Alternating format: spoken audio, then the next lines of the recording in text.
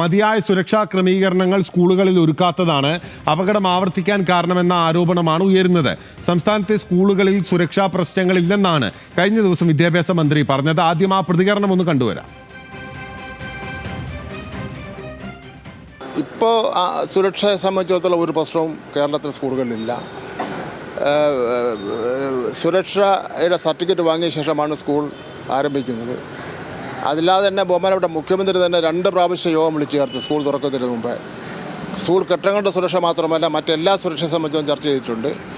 ഇനി അവശേഷിക്കുന്ന എന്തെങ്കിലും സുരക്ഷയുണ്ട് ബഹുമാനപ്പെട്ട ഹൈക്കോടതി നിർദ്ദേശിച്ചാൽ ആ സുരക്ഷയും നടപ്പിലാക്കുന്നതിന് വേണ്ട നടപടി സ്വീകരിക്കും.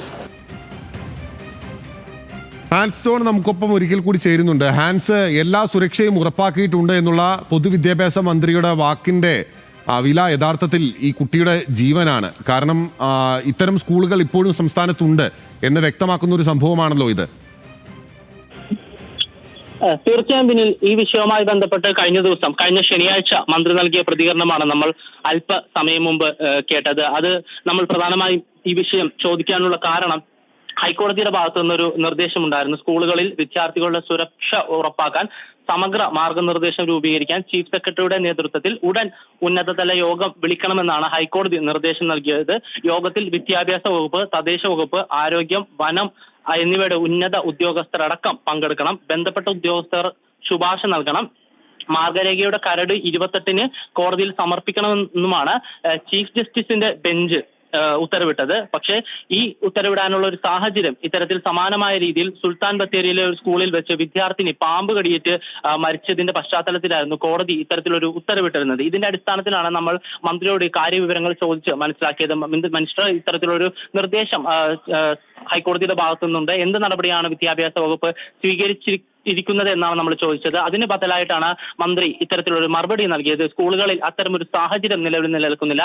എല്ലാ സുരക്ഷാ മാനദണ്ഡങ്ങളും പാലിച്ചുകൊണ്ടാണ് സ്കൂളുകൾ പ്രവർത്തിക്കുന്നത്. അതുകൊണ്ട് തന്നെ ഹൈക്കോടതി ഏതെങ്കിലും തരത്തിലുള്ള നിർദ്ദേശങ്ങൾ നൽകിയിട്ടുണ്ടെങ്കിൽ ആ നിർദ്ദേശം നടപ്പിലാക്കും എന്നുകൂടി മന്ത്രി പറഞ്ഞു വെച്ചു. നമുക്കറിയാവുന്നതുപോലെ തന്നെ ഈ അധ്യയന വർഷം തുറക്കുന്നതുമായി ബന്ധപ്പെട്ട് വലിയ സുരക്ഷാ ക്രമീകരണങ്ങളാണ് വിദ്യാഭ്യാസ വകുപ്പിന്റെ ഭാഗത്തു നിന്നുണ്ടായത്. പഴയ കെട്ടിടങ്ങളിൽ സ്കൂൾ പ്രവർത്തിക്കാൻ പാടില്ല. ഏതെങ്കിലും തരത്തിലുള്ള അറ്റകുറ്റപ്പണികൾ നിലനിൽക്കുന്നുണ്ടെങ്കിൽ അവ പൂർത്തിയാക്കണം. അതുകൂടാതെ തന്നെ കാട് പിടിച്ച് കിടക്കുന്ന രീതിയിൽ ഏതെങ്കിലും സ്കൂളുകൾ ഉണ്ടെങ്കിൽ അവ വൃത്തിയാക്കണം. അതുകൂടാതെ തന്നെ മരങ്ങൾ ഏതെങ്കിലും തരത്തിൽ അപകടകരമായ രീതിയിൽ നിലനിൽക്കുന്നുണ്ടെങ്കിൽ അവ വെട്ടിമാറ്റണം. കൂടാതെ ഏതെങ്കിലും തരത്തിലുള്ള പണികൾ, എന്തെങ്കിലും എഞ്ചിനീയറിംഗ് പണികൾ ബാക്കി നിൽക്കുന്നുണ്ടെങ്കിൽ ആ ഭാഗങ്ങളെല്ലാം സുരക്ഷിതമായ രീതിയിൽ മൂടി വെച്ചതിന് ശേഷം ബാക്കിയുള്ള കെട്ടിടങ്ങളിൽ മാത്രം സ്കൂളുകൾ പ്രവർത്തിക്കണം എന്നതടക്കമുള്ള വലിയ സുരക്ഷാ ക്രമീകരണങ്ങളും മാനദണ്ഡങ്ങളുമാണ് വിദ്യാഭ്യാസ വകുപ്പിന്റെ ഭാഗത്തു നിന്ന് സ്കൂളുകൾക്ക് നൽകിയത്. പക്ഷേ അത്തരമൊരു സാഹചര്യത്തിൽ കൂടി ഈ ഒരു രീതിയിൽ ഒരു വിദ്യാർത്ഥി ഷോക്കേറ്റ് മരിക്കുന്ന രീതിയിലേക്ക് കാര്യങ്ങൾ കൊണ്ടെത്തിച്ചു എന്ന് പറയുമ്പോൾ അവിടെ വിദ്യാഭ്യാസ വകുപ്പിനാണോ അതിനോടൊപ്പം തന്നെ സ്കൂൾ അധികൃതർക്കാണോ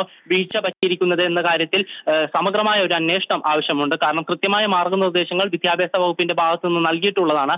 ആ ഒരു സാഹചര്യത്തിൽ തന്നെ ഒരു ഹൈസ്കൂൾ വിദ്യാഭ്യാസം നൽകുന്ന ഒരു സ്കൂളിൽ, ഒരുപാട് കുട്ടികൾ പഠിക്കുന്ന ഒരു സ്കൂളിൽ ഒരു വിദ്യാർത്ഥിക്ക് ഷോക്കേറ്റ് മരിക്കേണ്ട ഒരു സാഹചര്യം വരുമ്പോൾ വിദ്യാഭ്യാസ വകുപ്പിനാണോ വീഴ്ച സംഭവിച്ചത്, സ്കൂൾ മാനേജ്മെന്റിനാണോ വീഴ്ച സംഭവിച്ചത്, അതുമല്ല ഏതെങ്കിലും തരത്തിൽ ഞാൻ നേരത്തെ സൂചിപ്പിച്ചതുപോലെ തന്നെ KCBക്കാണോ വീഴ്ച സംഭവിച്ചത് എന്നുള്ള കാര്യത്തിൽ സമഗ്രമായ അന്വേഷണം ആവശ്യമാണ്. എന്തായാലും ഈ വിഷയത്തിൽ ഇനി എന്ത് നടപടിയാണ് സ്വീകരിക്കാൻ പോകുന്നതെന്ന് വ്യക്തമാക്കേണ്ടത് വിദ്യാഭ്യാസ വകുപ്പ് മന്ത്രിയായിട്ടുള്ള V ശിവൻകുട്ടി തന്നെയാണ്. അദ്ദേഹം ഇതിനോടകം തന്നെ കൊല്ലം വിദ്യാഭ്യാസ ഓഫീസറോട് റിപ്പോർട്ട് തേടിയിട്ടുണ്ട് എന്നാണ് നമുക്ക് മനസ്സിലാക്കാൻ കഴിയുന്നത്. അതുകൊണ്ട് തന്നെ അല്പസമയത്തിനുള്ളിൽ തന്നെ പ്രാഥമികമായി എന്ത് നടപടിയാണ് സ്വീകരിക്കാൻ പോകുന്നത്, ആർക്കാണ് വീഴ്ച പറ്റിയത് എന്ന് ഉള്ള ഒരു വിശദീകരണം മന്ത്രിയുടെ ഭാഗത്തു നിന്ന് തന്നെ ലഭിക്കുമെന്നാണ് നമ്മളുടെ പ്രതീക്ഷ. ബിനിൽ.